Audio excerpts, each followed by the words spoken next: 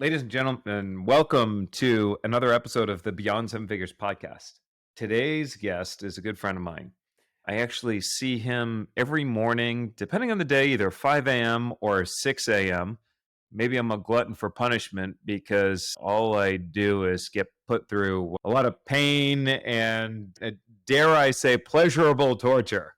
But he's one of the main reasons why I've been able to maintain a degree of physical fitness and keep up with my kids. He's the owner of FitTown. Now, FitTown is located in Jupiter, Florida, and it's one of the few gyms that has crossed that seven figures mark. Not just once, we're talking multiple years in a row. And if you know anything about the gym industry, to get over that seven figures mark is actually quite an accomplishment. Very few gyms are able to do that. And he's been able to do that, which is extraordinary, especially in the model, which is almost like a CrossFit type model, if you can imagine that, with a number of different changes. But just to give you an idea of what you can expect. And there's FitTown, and then right next door, he also owns, it's almost like same gym, just a different concept, Beach Fit, which is a little less of the heavy weights. He's an extraordinary gentleman, and his story actually goes well beyond just the business itself. And he's got a son that is on the spectrum, and he's got some unique insight in terms of spectrum mindset and how that applies to business. So I wanted to bring him in to today's podcast. I'm certain you guys will enjoy today's conversation. Tony Frezza, welcome to the show, my man. Thanks, Charles. Yeah, my main job is making sure you don't get hurt, right? Making sure you stay safe and have a great morning every morning that we work out together. Just don't tell our listeners that I dogged it and didn't show up at all this morning. So we'll keep that as a secret between us. Okay, it was an earned rest day. Yes, for sure. Let's actually, before we get into the spectrum mindset, what do you attribute your ability to take this gym and do what most gym owners haven't been able to do and get that beyond that seven figure mark? Yeah, I would attribute it back to that mindset. And I think kind of from top down in any business, if the leader doesn't have the right mindset and doesn't teach that right mindset to the people that's on his team, her team, then that business really can't grow. And so there's really like 10 mindsets within the spectrum mindset, and one of them is growth. And for me, I first read the book Mindset by Carol Dweck. Are you familiar with that book? I'm not. So it's a really great book. Basically, it tells us that, if we're thinking in a finite mindset and we're thinking what is will always be, and, if this happens and that happens, then we're just kind of stuck in this finite thinking. And so the spectrum mindset, it aligns with the infinite way of thinking, like anything is possible. And it was really like the parallels of raising my gym from, scratch, and then raising a human on the spectrum from scratch. That changed my mindset to not only get my son across a spectrum to a place I never thought he could be, but actually get my business across a spectrum where I never pictured it could be, right? And many people can't picture that for a family-run boutique fitness gym. Especially a gym where you run in classes. Mm-hmm. So the maximum amount of people in any one class is roughly how many? 28. 28. So think about that for a minute. The maximum amount of people in any one class is 28, and yet they've still been able to get to the point that they're at right now. So you and I have a mutual friend, and he's a professional race car driver. And when I brought your name up to him, his initial response was, "Oh, he's like family." And the funny thing is you have several members that have been around for a long time. And anybody, even your past members that for one reason or another, they've moved on. Anytime I brought up your name or FitTown, everybody says the same thing. They all say, "Oh, they're like family." How does that play into your growth strategy, and was that intentional? Yes, 100% intentional. And I think to get us from where we were, into seven figures, it didn't come from like monetary goals. It came from mission goals. And our mission was to be the just most positive place, the most family feel place that we could create. And that was beyond like thinking about just gyms. So when you start any business, it's easy to just look around you, see what everyone else is doing, and try to be just a little bit better than the gym next door. We started as a CrossFit gym in 2012, so it was really easy to say, hey, let's just be the best CrossFit gym in Jupiter in this area. It was when those gyms started going out of business and we became kind of the only gym in town that we needed to start comparing ourselves, or looking further than comparison, and just seeing what could we possibly be. And we just wanted to be the most positive place that people could come to, feel empowered to take charge of their lives and their fitness. And, we did that through creating a community and just like really the most positive place that people could go to. When you do like mission, it also gets you away from a very transactional mindset, which is very common in business. We like to, think about return on investment on everything we do. So, will this new endeavor get us the return that we need? Filming a podcast is probably something that does not have a monetary return for you, but it creates a bigger impact in the value that you bring to your audience, the connections that you make with the people that you have on the show, the people that listen to your show. It has a return that cannot be measured. And that's what we shoot for in our business, is things that cannot be measured in the return, just things that connect people deeper with our team, with our staff, with our brand, and things that leave a lasting impact on people. I like that. One of our core beliefs is that you get paid in direct proportion to the value that you provide others, right? And so let's face it, you can go to Planet Fitness or any one of those gyms for, $10, $20 a month, and you have gym equipment right there. Yet you get paid exponentially more money than that per member, and people are still lining up and happy to do business with you. So there's two things there. Number one, you get paid in direct proportion to the value you bring others. But that also ties into the second part, which is always being able to address the question, how can I become one of the highest priced competitors in the entire industry and still have people lining up to do business with us? You see, if you were just another Planet Fitness, then it's going to be really hard for people to justify spending 10 times more money with you guys than they would Planet Fitness. But you're not just another Planet Fitness. You actually care a lot more about your clients, and you are looking for helping them make a specific impact in their life on a personal level, even beyond just a physical level, really, really doing that, which is why they're able to, so many people call you family. Would you argue that is part of a spectrum mindset, is right there in your focus on delivering value and relationship? Is that one of the 10 mindsets? It's getting back to that, if I create this product, what will I get in return for it? At our gym, I don't know if you've read the book Unreasonable Hospitality by Will Guidara. I mean, you're not talking about this book, are you? It's back behind me as well. It's such a good book. But, he talks about doing those gifts for people that just leave a lasting impression on them. So it's something we've been doing for years at FitTown. And, we have a stack of gift cards to like our local coffee shop. And so whenever we talk to someone and we connect with one of our members, they might not be having a great day, and we just ask them, hey, what's going on? And they'll tell us, they share with us their deepest things going on, and we're there to listen. And when they tell us, a family member's going through cancer, or a friend just passed away, we're at least there to give them a sympathy card, give them that coffee gift card, let them know that we're here for them if they need us. Another thing we do is like give out onesies to new parents. We have little FitTown onesies. And so, when a new baby's born, like that's a beautiful new thing in people's lives. And we want to recognize that and be a part of it and let them know that like, hey, we're here. As I know with young kids, like it's very hard to stay in shape through that process. So we're here for you if you need us, but we want to support you and celebrate you in that next step of parenthood. So that's another gift that we'll give as well. We've given these gifts to people who have left the gym. They might have moved away and we haven't seen them in a year, and we'll still send them a gift, just a life moment with them.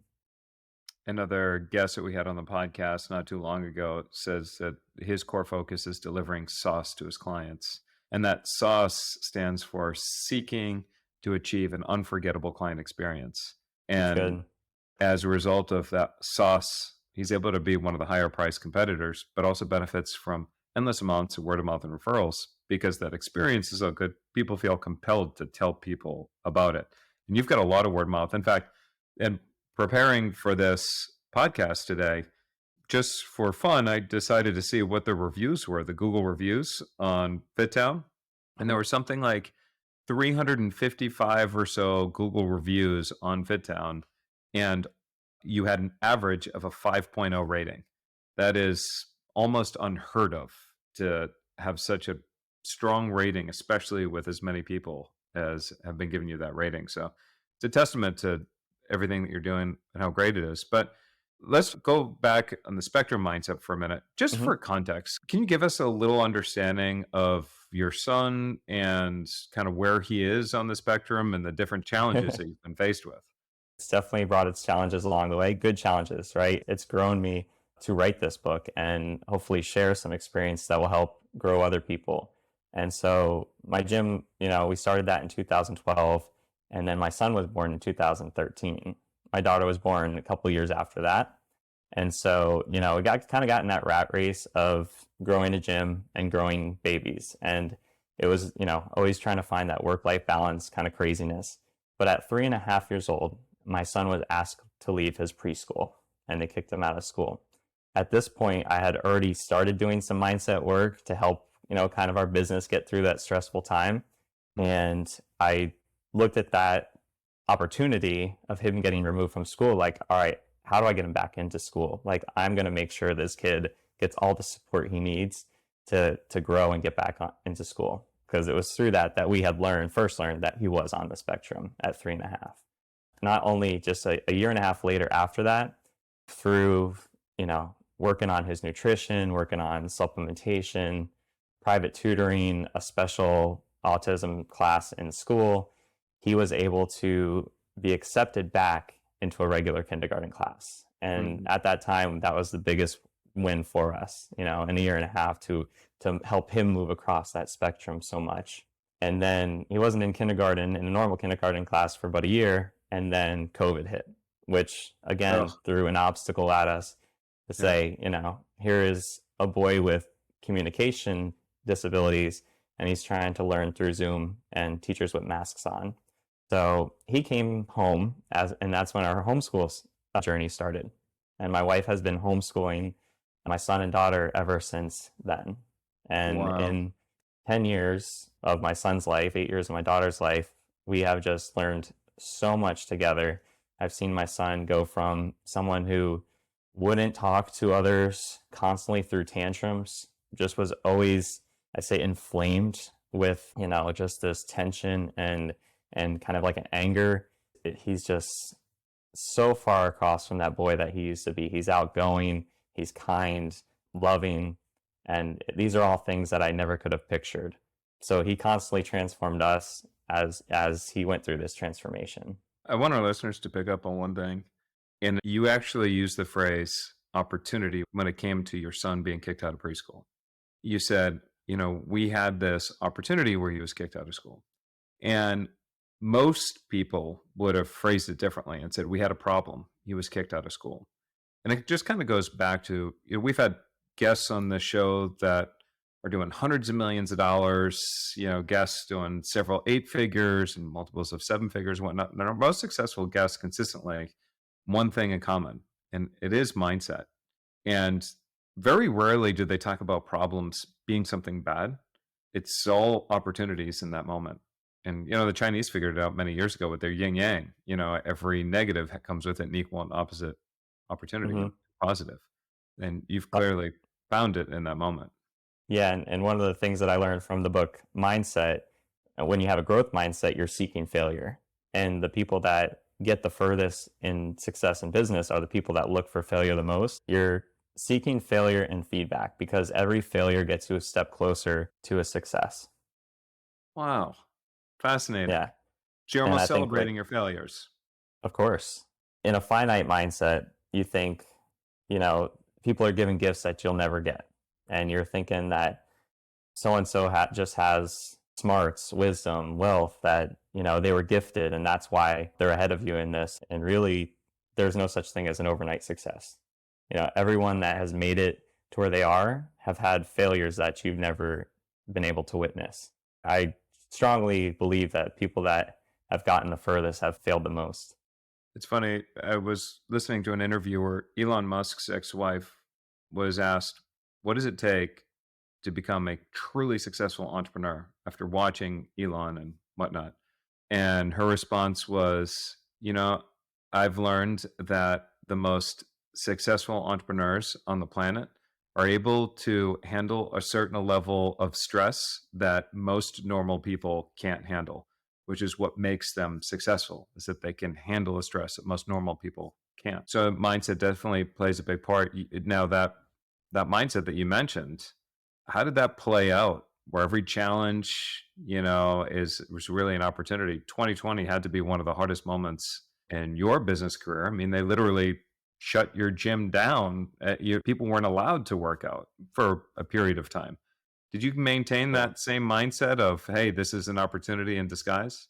Of course, the mindset is a practice. I mean, I wish I could say that people are going to read my book, The Spectrum Mindset, and then just be gifted with this great mindset and change the way they lead and parent.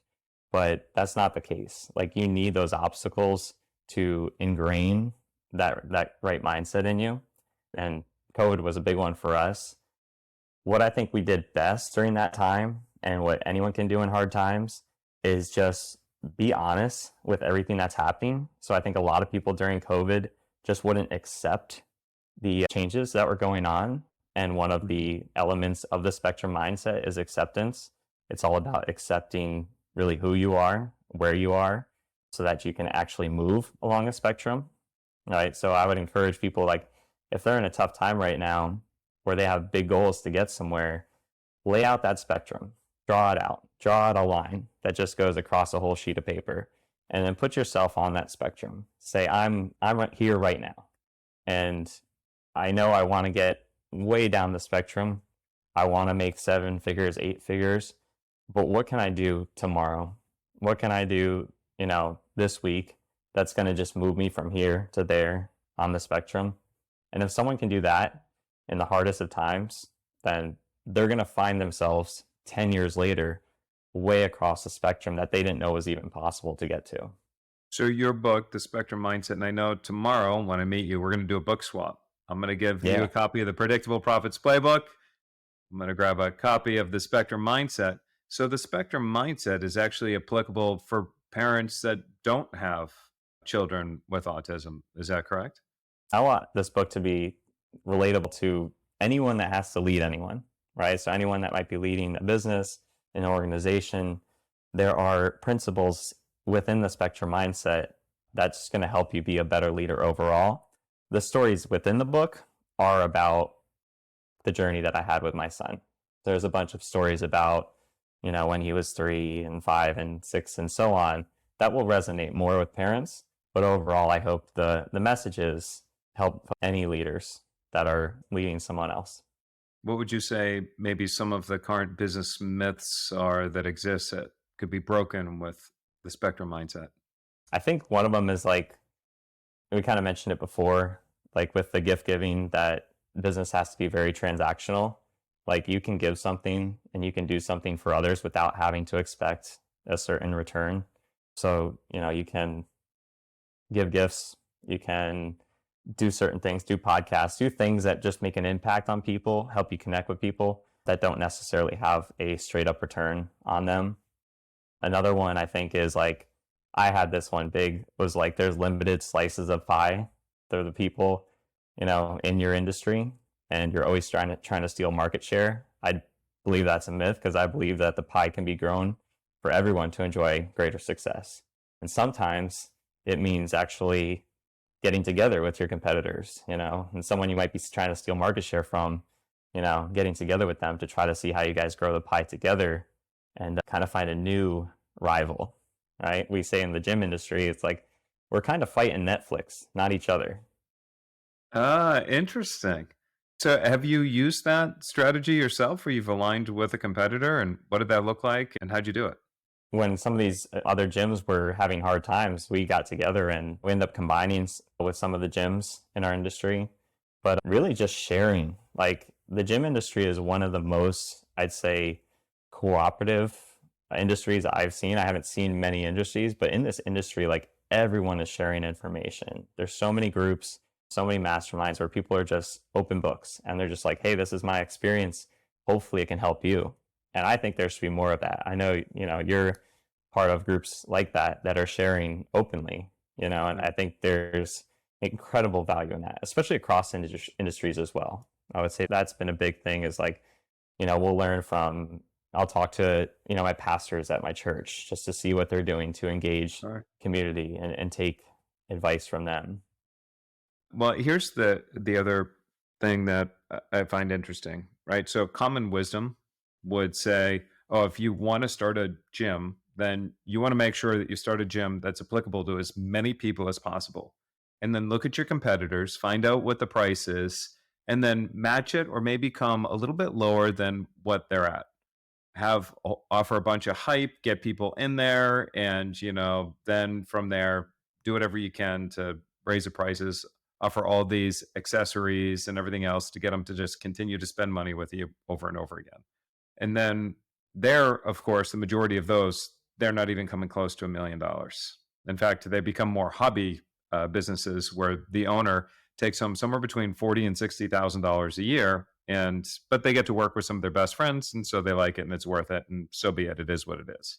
But then you came into town, and you're like, actually, no. You know what? We're going to run this with classes. We're going to cap it about 28 per class. We're going to charge 10 times more than our competitors. We're definitely not going to be for everyone. In fact, the vast majority of the people in this area just won't have any interest in what we do because it's hard and you're going to sweat and you're going to breathe heavy. But you've got to be willing to put in the work. And if that works for you, then you're welcome to join our gym. And so that slice of the pie, you weren't looking to take the bigger slice of the pie. In fact, I'm not even sure market share is even part of the conversation that you have with you and your team. I think it's just a matter of how do we continue to bring in the right people that are part of our gym culture that we enjoy hanging out with, that the other members enjoy hanging out with, that we get to celebrate one another's successes and accomplishments. Yeah. From there, you've grown considerably year after year. In 2020 was when we rebranded from CrossFit Palm Beach to FitTown Jupiter. And it was years before that we were so tired of people thinking they knew what we were because we had CrossFit on the door. And COVID was just the perfect time to just say, look, like we've done this for way too long. Really, like you said, trying to just match the market. And we need to just start living our values. And we were successful by that point.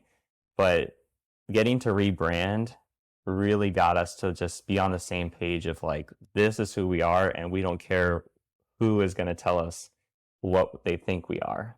Right. And that really differentiates yourself in your mind, which differentiates you to the market. Right. You have to think differently first.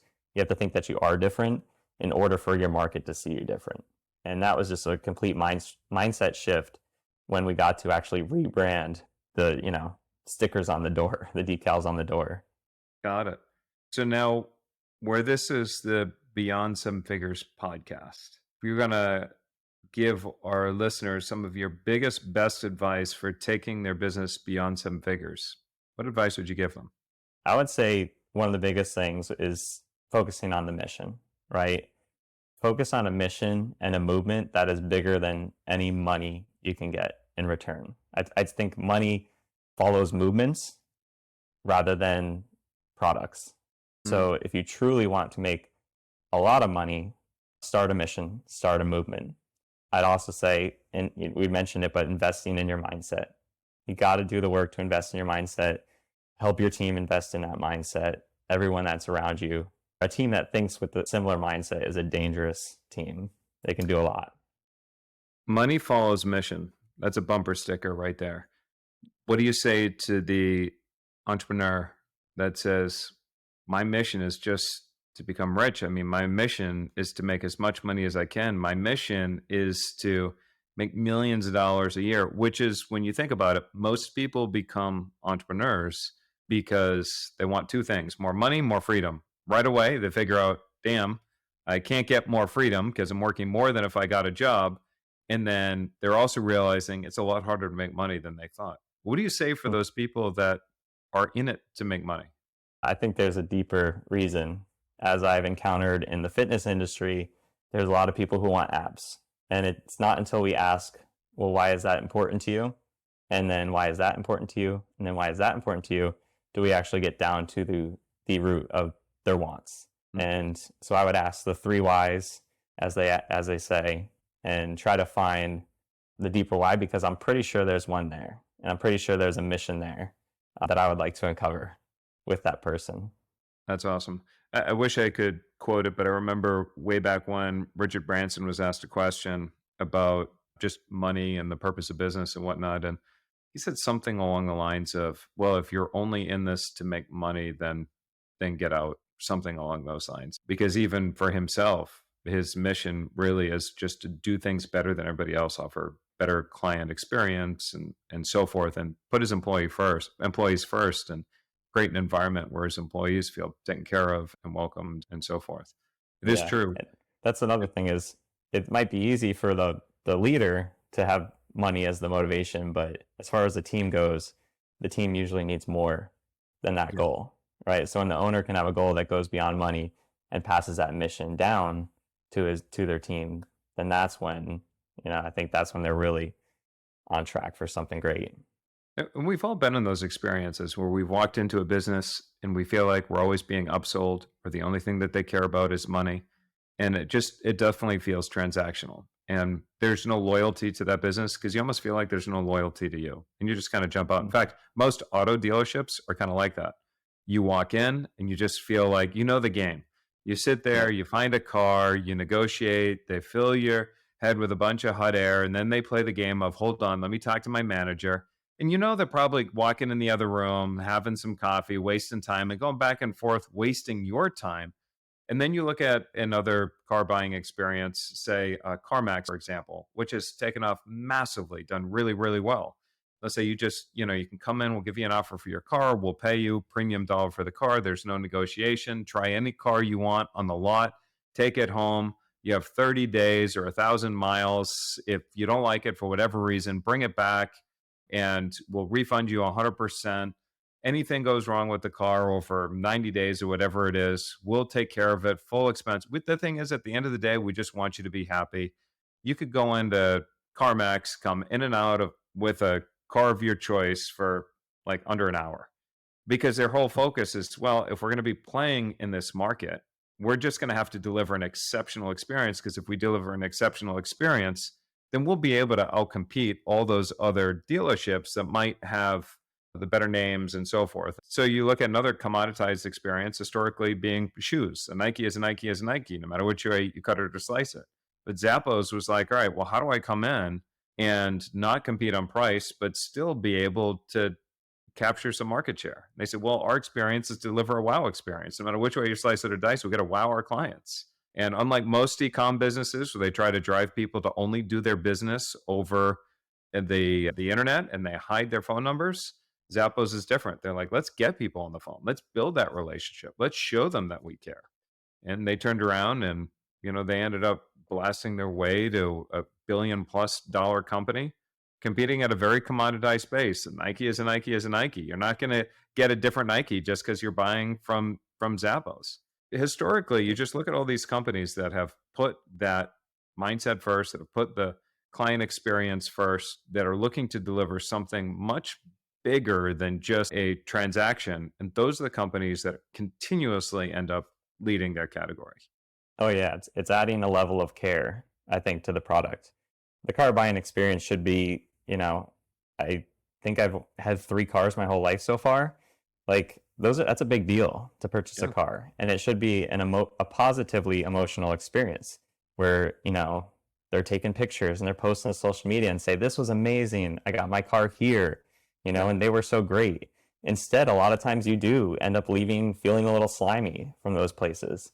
And it should feel the opposite. And so I think feel is a big part of what you're saying. It's like Zappos can make you feel good with your decision. And I know they're a company that also went out of their way to give gifts as well, and You're they right. heard if a customer had gone through something hard. So that was another influence to our business as well. And that's, we bring care first and foremost. We have Sure. this motto: you care, you coach, and then you lead. You care for the client first, you coach them, even if it may be having hard conversations with them, and then you lead by, there's that saying, I think it's Maya Angelou: people don't care how much you know until they know how much you care. And that's what we try I to lead with. love that. I love that. Now, Tony, people want to learn more about you and your book. Where do we send them? They can go to spectrummindset.com. Awesome. So that's spectrummindset.com. And the book is available Yep. on Amazon and any other major sellers. Is that correct? Just Amazon right now, but hopefully other retailers soon. Awesome. All right. So that's spectrummindset.com. Be sure to check that out. We covered a lot today, but very similar to what we've heard from several of the guests, just the power of the mindset. Tony put a little different spin on it, talking about the spectrum mindset and how the different challenges he had led to opportunities, which allowed him to create a business that is in the tiny fraction of a percent of companies that have been able to be so successful within his industry. That doesn't happen by accident. That's a very deliberate strategy. And he's not only had that success, it's not a one time thing. He's now going on his 6th year of continuous growth beyond 7 figures, which is pretty extraordinary. So, Tony, thank you very much for being a guest here on the Beyond 7 Figures podcast. As a reminder to our listeners, for more tips, strategies, and information to taking your companies beyond 7 figures, also check us out at predictableprofits.com. Again, that's predictableprofits.com. Tony, I'll see you tomorrow morning. And I'll for see you all of there. our guests, I will see you in another episode. This is Charles Gadet with my friend Tony Frezza, and I will see you soon.